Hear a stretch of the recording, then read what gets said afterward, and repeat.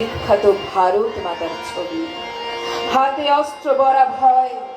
রবীন্দ্রনাথ গান তৈরি করলেন, দীনেন্দ্রনাথের উপর ভার পড়ল দলবল নিয়ে ভারত মাতার পতাকা ঘাড়ে করে সেই গান গেয়ে বেড়ালো।